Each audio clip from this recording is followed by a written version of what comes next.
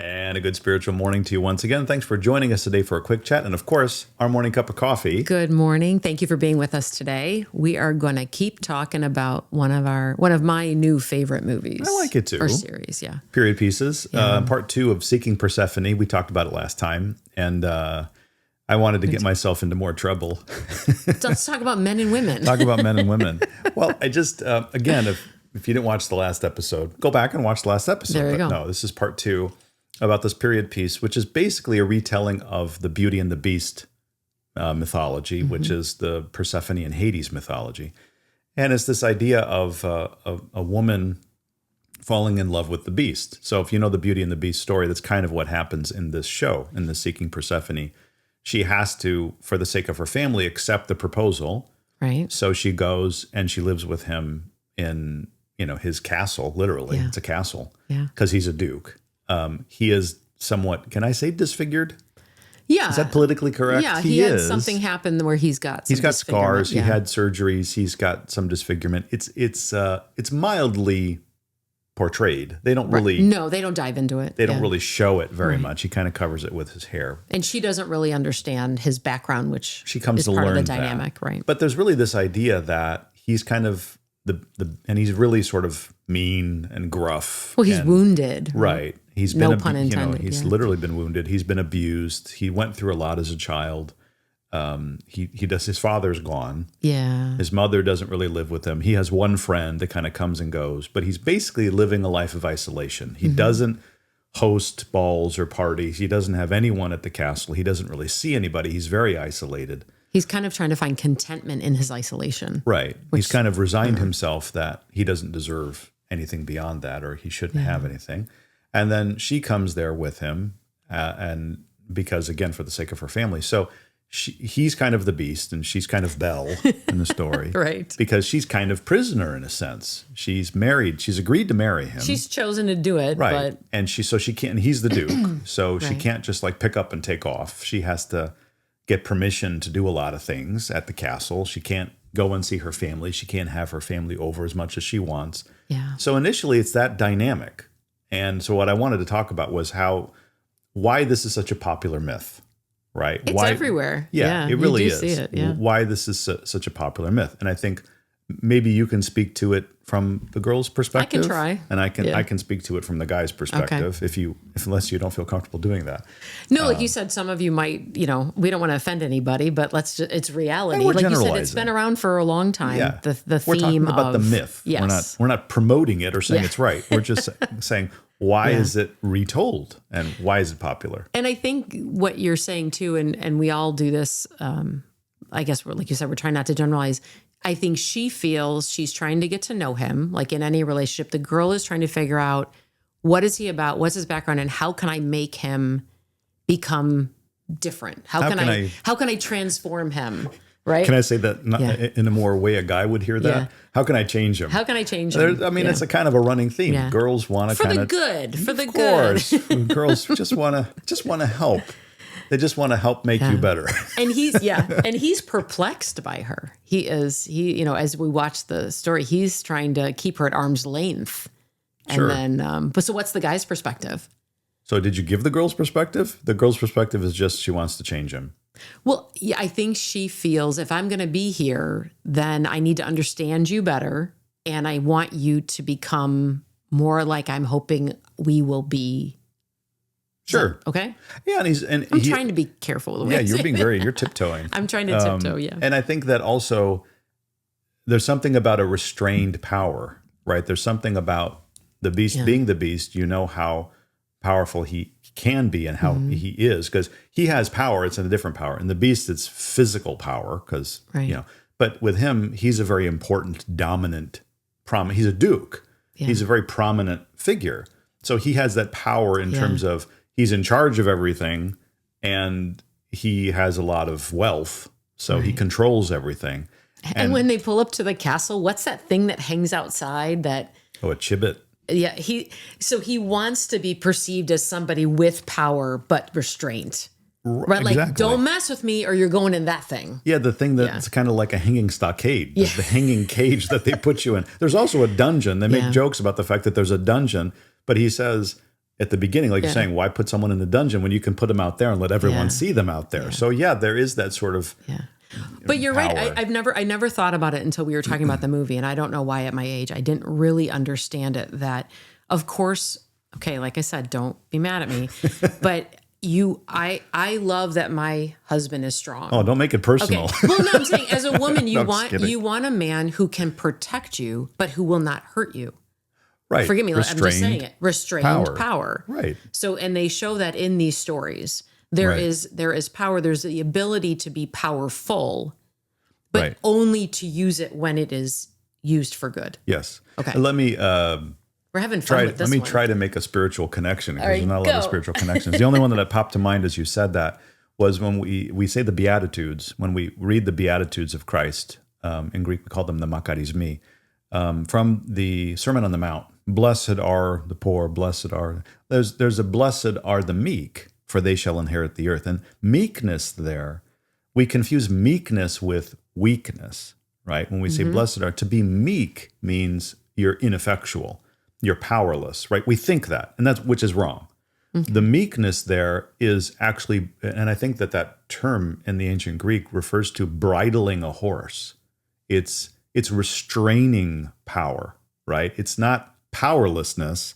It's having power, but choosing not to use it. The meekness. So the meek inheriting the earth are those who have the ability, but choose to sheath their sword, so to speak. They restrain their power. Beautiful. And that's, I think, what you're hinting at. So coming back to, from the guy's perspective, I'm not going to be as politically correct as you. I'm just going to kind of say it because it makes it easier. It's nothing bad. It's just, I think it's obvious. It's fun to talk about men and women dynamics. Yeah. Which is why I want to do this video together, so I don't get into as much trouble. Right. No, I think from the guy's point of view, why is it an attractive fairy tale also for guys? Because usually, I hate to say it, fairy tales are kind of, or romantic tales are kind of, no offense, written by traditionally women. more aimed, well, if not written by them, aimed for them. Okay. Why this one works for both sides is because the woman wants someone who has restrained power that she can fix, that she can change. And I think that's marriage. But I think also the guy wants someone that will accept him for who he is, will allow him to lead, and also can't escape. Is that the nicest way I can put that? Because isn't that a Jim Gaffigan joke? I don't know. Is it? We're Catholic, so you can't go anywhere. Like he teases about his wife putting up with him. You're in it for life. I think so.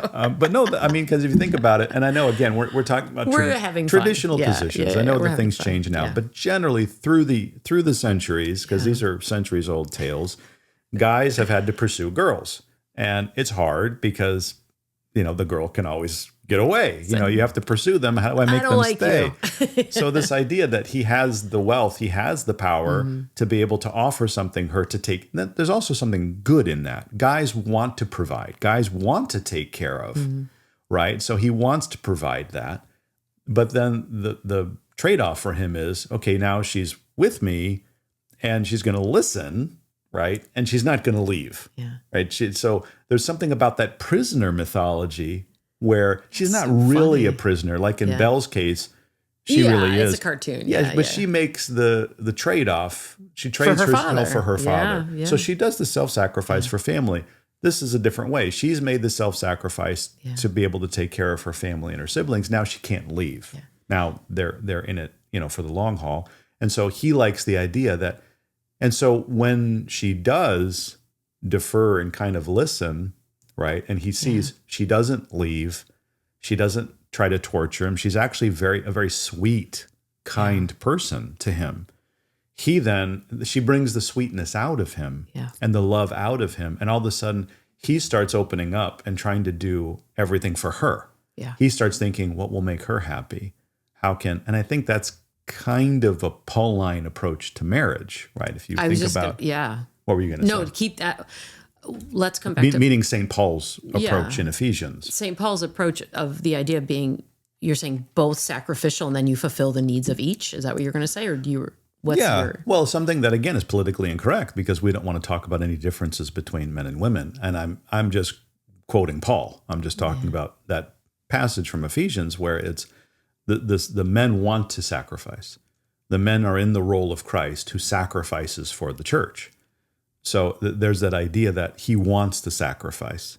Yeah. If he can be treated with tenderness and love and deferment, He'll give right? her everything. If she'll defer and not torture him and sort of say, you're a monster and I'm only here because I have to be here because we need your money. I mean, if she had taken that perspective, he would continue to be the monster. But because she comes in saying, like you said, I want to understand you. I want to bring out the best in you. I want to try to be, I want to make this work. It softens him. It gets rid of, in the end of the Beauty and the Beast, what happens? The beast goes away and he becomes a man again. He transforms, yeah. She makes that transformation possible. Yeah. But he wants to transform. Yeah. So something else that I thought, like you said, if we try to have the show as a jumping point, there's something incredibly beautiful. Like you said, it was a lot of dialogue between two people, but it showed me the patience. And I think in relationships, in all of our relationships, especially our marriages, how important it is to be patient, because answers don't come overnight and situations don't change overnight. But the ability for them to both endure in patience, right, is big for me, because I think, they're married and I think they go through 6 months and they've never even kissed yet. Right? There's this idea that everything is not instantaneous. Everything is not, well, this is what the book says and how we have to do it. Forgive me. There's a beautiful representation of being patient in the relationship to allow the person in time to transform. Sure. Like, come on, man. Transformation doesn't happen overnight. Why haven't you done it yet? Like, Right, why hurry aren't up. you telling me yet? Hurry up. Right. And that then causes the other person to be prickly. Of course. That was another part of the movie that I really liked, was the love comes through conversations and patience and endurance. Yeah, so maybe trying to bring this full circle so we can wrap it up. So we can with stop boring you. something to do with something spiritual. Just what I took away with was to sort of think about relationships and to think about people. All relationships, every relationship. This is kind of a model for, it's meant to be a model for a romantic relationship in marriage, but it's any relationship. That there has to be, like you're saying, first there has to be patience in any relationship. If you want to have a relationship with someone, you have to make room for who they are.